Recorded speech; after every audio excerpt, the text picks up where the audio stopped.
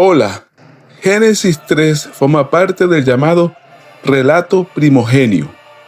No es una crónica histórica moderna, sino un relato teológico que explica el origen del mal, la ruptura entre Dios y el ser humano, el sufrimiento, la muerte y la alienación, la necesidad de redención. El capítulo explica por qué el mundo creado, que fue bueno al principio, ahora está marcado por el dolor, trabajo arduo, conflicto y muerte. El capítulo puede dividirse en 4 secciones principales. Primero, la tentación y desobediencia, versículo 1 al 7. Segundo, el encuentro con Dios y el juicio, versículo 8 al 13. Tercero, las consecuencias y maldiciones, versículos 14 al 19.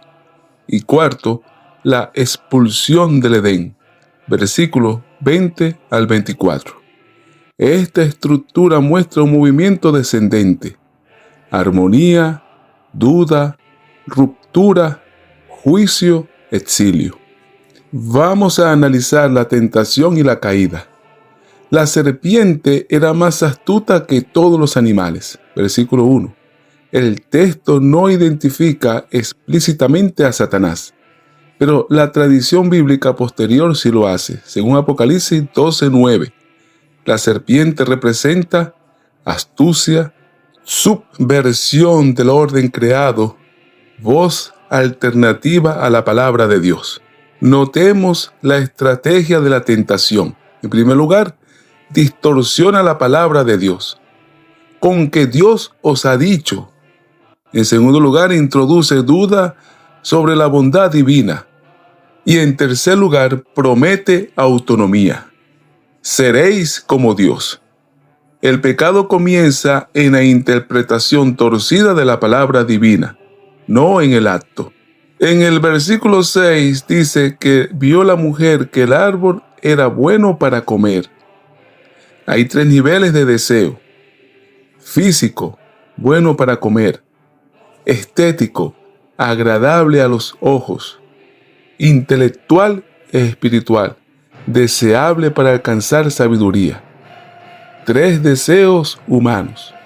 El pecado no es ignorancia, sino elección consciente. Ahora analicemos el efecto inmediato. Entonces fueron abiertos los ojos. Versículo 7.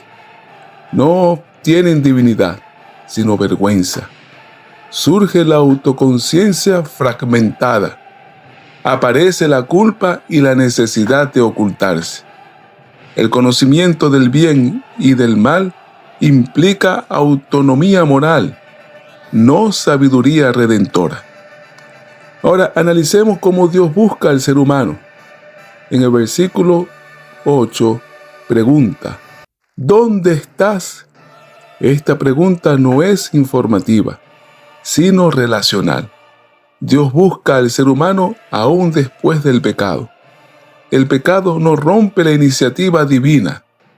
Teológicamente, la gracia precede al arrepentimiento. Y ahora analicemos la ruptura de relaciones. Se rompen 3 relaciones fundamentales. Primero, con Dios, hay miedo. Segundo, con el prójimo, hay acusación. Y tercero, con la persona misma, hay vergüenza. La mujer que me diste, la serpiente me engañó. El pecado genera desplazamiento de responsabilidad. Ahora veamos las consecuencias. Para la serpiente: pondré enemistad entre ti y la mujer, versículo 15. Este versículo es conocido como el protoevangelio, es decir, la primera promesa de redención. Anticipa la victoria final del bien sobre el mal. Los cristianos interpretamos este versículo como un anuncio mesiánico. Los judíos lo interpretan como un conflicto perpetuo entre el mal y la humanidad. Consecuencias para la mujer: multiplicaré tus dolores en el parto.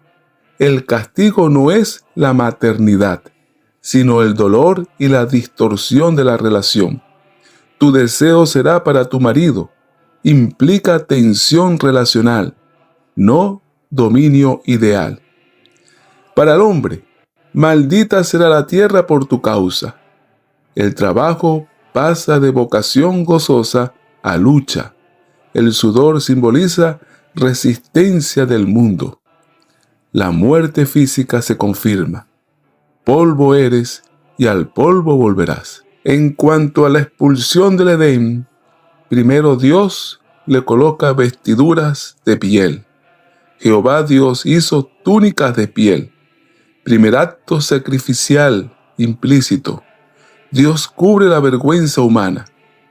Pero hay juicio y misericordia que aparecen juntos.